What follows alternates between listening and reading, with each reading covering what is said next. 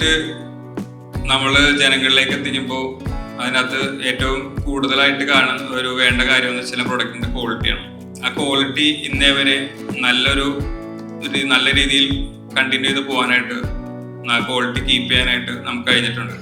നമ്മൾ ആത്മാർത്ഥമായിട്ട് ആ ക്വാളിറ്റി കൊടുക്കണമെന്ന് ആഗ്രഹിച്ചാൽ നമുക്കത് നൽകാൻ സാധിക്കും. ആ വിഷൻ ഉള്ളത് കൊണ്ടാണ് നമ്മൾക്ക് ഇത്രയും ആളുകളുടെ ഇടയിലേക്ക് ഈ പ്രൊഡക്റ്റിനെ എത്തിക്കാൻ സാധിച്ചത്.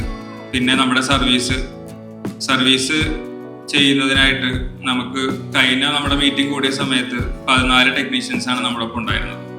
പക്ഷെ ഇന്നത് 26ഓളം ടെക്നീഷ്യൻസ് ആയിട്ട് ഉയർന്നിരിക്കുകയാണ്.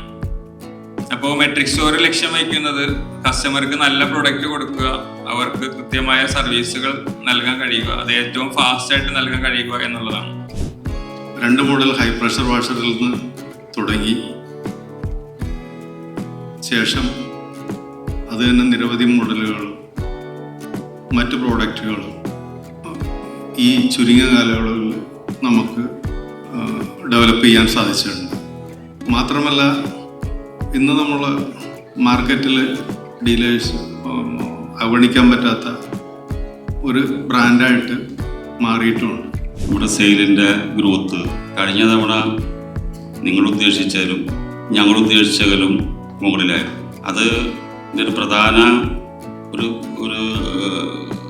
ഈ സെയിൽ കൂടിയതിൻ്റെ പ്രധാന ഇത് ഞങ്ങളല്ല, നിങ്ങളാണ്. ഇവിടെ ഇരിക്കുന്ന നമ്മളോട് സഹകരിച്ച ഇരിക്കുന്ന ആളുകളാണ്. 2ാം സ്ഥാനമാണ് ഞങ്ങൾക്കുള്ളത്. നമ്മുടെ കമ്പനിയുടെ വിഷൻ അനുസരിച്ചുള്ള